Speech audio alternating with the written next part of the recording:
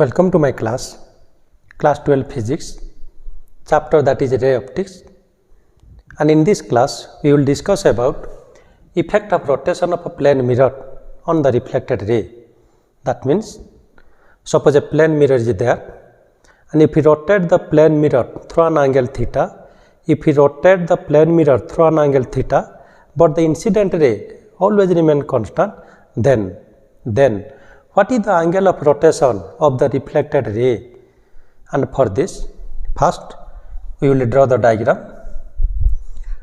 Suppose first we take a plane mirror, and this one is the plane mirror. This one is the first position of the plane mirror, and this is the back side of the plane mirror. Back side of the plane mirror is silver coated, and the front side of the plane mirror, this one is the front side. Front side is known as the reflecting surface, and for first position of the plane mirror, we write that is M1 prime.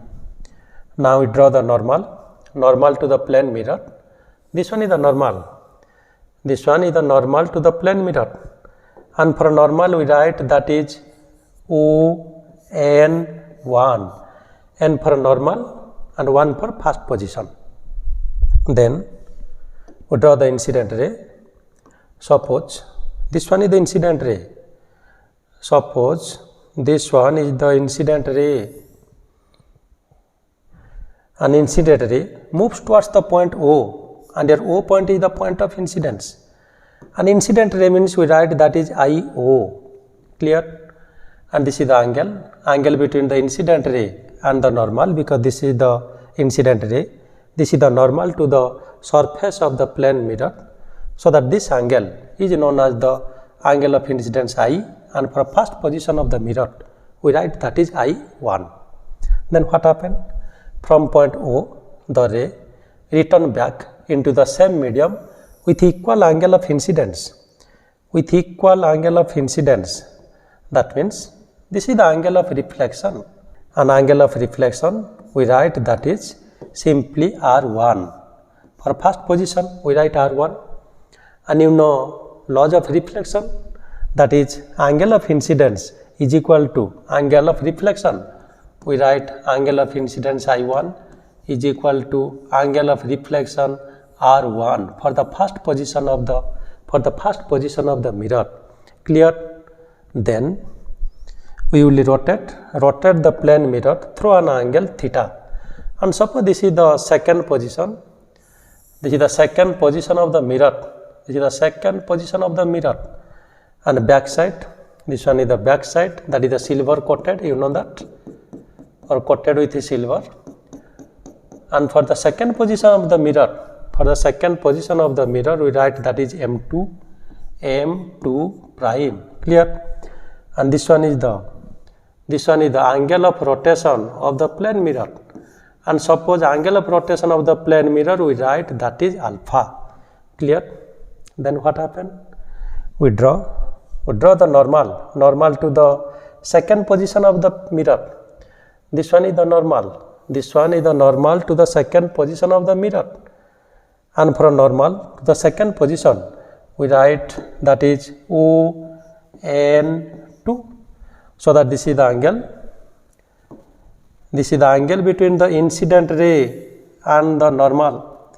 This is the angle between the incident ray. This one is the incident ray, and this one is the normal to the second position, because this is the second position of the plane mirror, and this one is the normal. So that angle between the normal and incident ray, we write that angle is equal to angle of incidence for the second position, that is I2. Then with equal angle of incidence, the ray is returned back into the same medium, so that I2 is equal to R2. This angle is R2, and we draw the reflected ray. This one is the reflected ray. Clear? And for reflected ray, for the second position of the plane mirror, we write that is OR2. And this is the reflected ray. And this is the angle. This is the normal to the second position.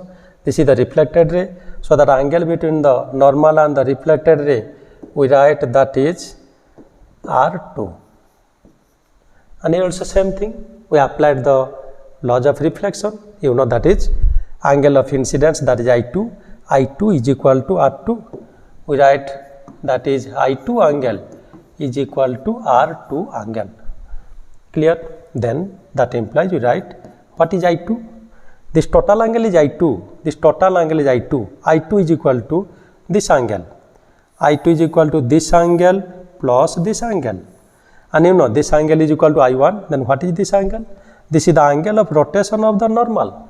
If a mirror is rotated through an angle theta, then a normal also rotated through an angle theta. If this angle is alpha, this angle is alpha. So that in place of I2, we write this angle is I1 plus this angle, that is alpha. We write that is I1 angle plus alpha angle is equal to, what is R2? This total angle is equal to R2. Clear? Then this angle is equal to this angle. This angle is the angle of rotation of the reflected ray, because this is the reflected ray for the first position of the mirror. This is the reflected ray for the second position of the mirror. So that this is the angle of rotation of the reflected ray. For angle of rotation of the reflected ray, we write beta. Here we will calculate the magnitude of beta. That means R2 is equal to beta angle plus this angle. This angle means, you know, look at the figure. This total angle is equal to R1. This angle is equal to R1. And you know this angle is R1, this angle is alpha. So that this angle is equal to R1 minus alpha. So that we write in place of R2, we write first beta angle plus this angle is equal to R1 angle minus alpha angle. R1 angle minus alpha angle. That implies here I1 is equal to R1, so that I1 and R1 both are cancelled with each other. We take alpha to the left hand side, so that finally we write twice of alpha is equal to beta. This is the final expression. Twice of alpha is equal to beta. That means if we rotate the mirror, through an angle alpha, then the reflected ray rotate through an angle beta. That means beta is equal to twice of alpha.